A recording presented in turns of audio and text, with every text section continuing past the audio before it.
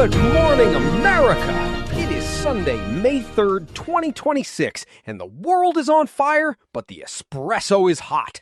I'm Julian Archer. And I'm John Steele, currently wondering if my goat, Mitch, has a better grasp of geopolitics than the current Secretary of State. Mary Kane here, caffeinated and ready to fight anyone who thinks labor rights are optional. And you're listening to Maya Thorne, currently tracking the vibe shift into full-blown global anarchy in 4K. What a show we have today. We're following up on yesterday's chaos, that Fifth Circuit disaster on Mifepristone, and the absolute Operation Epic Fury nightmare in the Middle East. And look, the fallout is just beginning. Ooh, it's a lot. We've got the dismantling of NATO, the Kentucky Derby making history, and big tech trying to buy the midterms. It's a busy one. Let's get into the meat of it before I start throwing my pen at the window. All right, we have to start with the fact that the Trump administration is currently taking a sledgehammer to the very foundation of Western security. We're talking about the force posture adjustment, which is just a fancy way of saying we're abandoning our allies while the house is on fire. It's giving ghosting your roommates while the kitchen is literally ablaze. Low-key, the Department of War, pardon me, the Pentagon, is pulling 5,000 troops out of Germany. Wait, Germany? Our biggest contingent in Europe? The place that actually provides a buffer against, global instability? Precisely. And he's not stopping there. He told reporters yesterday that Spain and Italy are probably next. He called Spain horrible. He said Italy was not helpful. Are you kidding me with this guy? Italy is home to the 6th Fleet. You can't just unfriend a Mediterranean naval base because you had a bad phone call. It's worse than a phone call, Mary. It's the Iran litmus test. The administration is furious because Spain refused to let us use their airspace to bomb Tehran. Italy is trying to stay neutral. So Trump's response? Fine, I'm taking my toys and going home. It's the most short-sighted, petulant. It's like if I decided to stop feeding my livestock because the weather didn't cooperate. It doesn't solve the problem. It just makes the animals die and the farm fail. The NATO group chat is currently just a string of scene receipts and screaming emojis. According to the Times of Israel, NATO is seeking clarity, which is diplomatic speak for what is actually wrong with you people. Look, I've covered conflict zones since the 80s. I've seen some dumb moves, but pulling Tomahawk missiles out of Germany, the Biden-era deterrent, is basically sending a welcome mat to every bad actor in the region. It is absurd. We are creating a power vacuum that will be filled by chaos. And for what? Because Spain doesn't want to be a launch pad for a war they didn't ask for? Look, I wrote the speeches that define the liberal international order. To see it dismantled by a man who thinks foreign policy is a reality show firing is gut-wrenching. It's not a reality show, Julian. It's Operation Epic Fury from yesterday. We're still seeing strikes. And now we're telling the people who help us manage those strikes to take a hike? Speaking of the Epic Fury era, can we talk about Tehran's 14-point peace proposal? Because it's high-key embarrassing how the administration is handling it. Iran actually submitted a plan? Through Pakistani mediators, right? Bet. It hit the wires today. It's a 14-point framework. They want a 30-day timeline to end all hostilities. They're rejecting the U.S. proposal for a 2-month trial ceasefire. A 30-day timeline? That's ambitious. What's the catch? I mean, it's a lot. They want U.S. forces out of the areas surrounding Iran, the unfreezing of all assets, obviously, and war reparations. They're calling it compensation for the strikes since February. Reparations? Trump won't even pay his own legal fees, let alone pay Tehran for the buildings we just blew up. But here's the thing. They're offering to reopen the Strait of Hormuz. That's been blocked to non-Iranian shipping for 2 months. If that doesn't open, the global energy market is going to look like a dumpster fire in a windstorm. Here's what kills me. We have a diplomatic opening, a literal, documented proposal to stop the killing. And remember, 170 people died in that school strike in Manab yesterday. But Trump's response? He told The Guardian that Iran hasn't paid a big enough price yet. It is ghoulish. We have a chance to de-escalate, and he's out here playing Price is Right with human lives? It's giving villain arc. He wants the total win, the main character moment where they surrender on their knees. But that's not how geopolitics works in 2026. The Times of Israel is reporting that senior Iranian officers are already warning that war is likely now because of the rebuff. Look, if you're a worker in Queens trying to fill your gas tank, you should be screaming for this 14-point plan to be taken seriously. If Hormuz stays closed, we're all paying $10 a gallon by July. And the kids in Minab are paying with their lives. I mean, I'm not going to lie. I look at Mitch, my goat, and I think, you have more empathy for a bag of grain than these guys have for a whole region. All right, let's bring it back home, because if the wars don't get you, the algorithms will. I'm looking at this report on the algorithmic squeeze, and it makes my blood boil. Oh, is this the interpreter thing? It's a total flop era for anyone with a specialized skill. Exactly. Professional interpreters, we're talking high-level medical, legal, and diplomatic translators are seeing their pay cut by 50%. 50%? For the same work? No, that's the trick, Julian. Companies like Boost Lingo are using algorithmic management. They use AI to schedule, and they force humans into post-editing machine-generated garbage. They've turned a professional craft into a digital sweatshop. Ugh, it's the same thing I saw with the comedy writers. Just fix what the computer wrote. Well, the computer wrote a hallucinated mess, and now I'm spending twice as long fixing it for half the money. Right! And if you complain, the algorithm just stops sending you jobs. There's no union boss to yell at, just a low reliability score on a dashboard. It's cowardly. No, literally, it's the NPC-fication of the workforce. You're not a human with a mortgage. You're a data point that costs too much. According to change.org, the court interpreters in SoCal are hitting the breaking point. And while the workers are getting squeezed, the small businesses are getting buried by the tariff refund cliff. This is classic corporate cronyism. Oh, don't even get me started. The Supreme Court strikes down those 2025 emergency tariffs, thank God.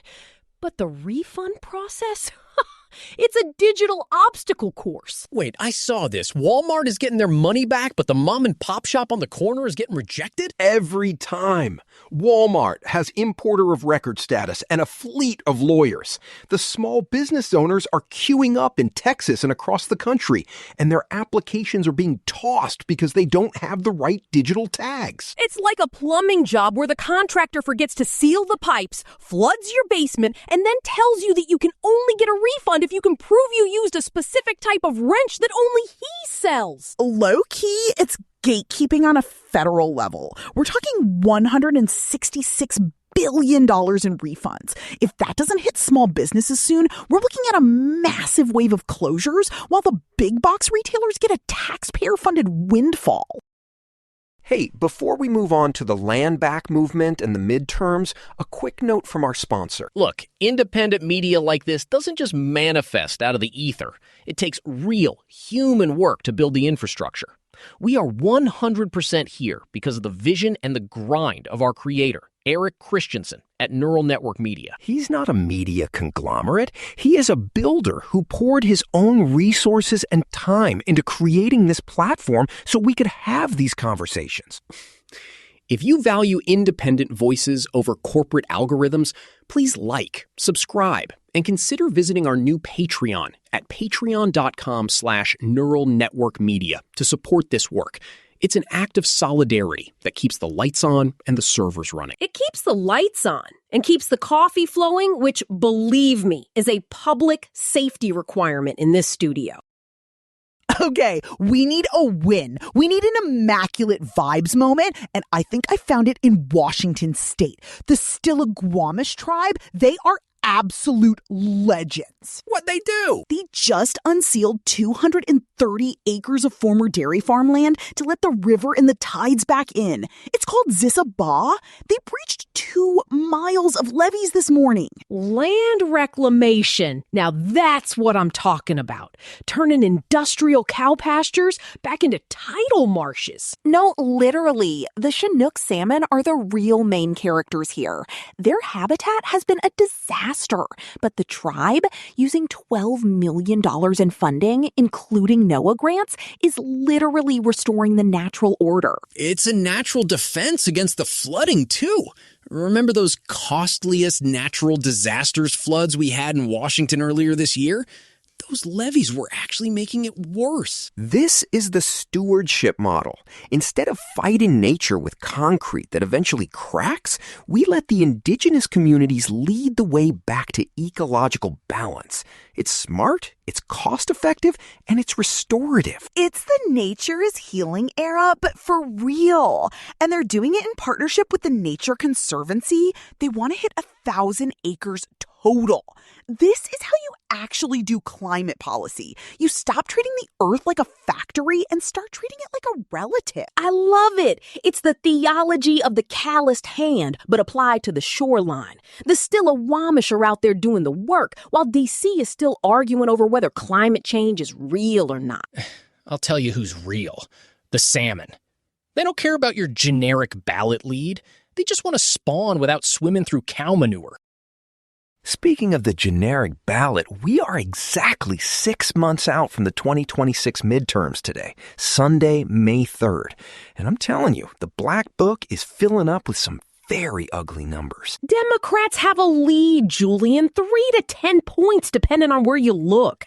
Don't go all gloom and doom on me yet. It's not the polling, Mary. It's the cash. The crypto and AI industries have dropped a record-shattering $400 million into this cycle already. It's giving purchasing the government. It's worse. Fairshake, the crypto super PAC, has already spent $271 million.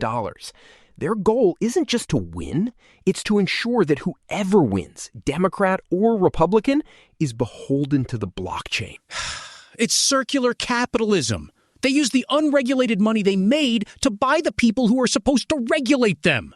God, it makes me want to scream. And the AI duel is just as messy. You've got OpenAI's Greg Brockman and the Andreessen Horowitz crowd spending $125 million for soft touch regulation, which is code for let us do whatever we want, versus Anthropic's PAC spending $75 million on safety. Safety? That's just a lobbying arm with a better PR firm. Exactly. And meanwhile, the administration is dismantling the VA. They've already shed 40,000 employees. Senator Blumenthal just released a report called Cuts, Cover-Ups, and Chaos. They're trying to privatize veteran care through the back door. Privatizing the VA? Are you kidding me? We send these kids to fight in Operation Epic Fury, and then we tell them that their health care has to be profitable for a private equity firm?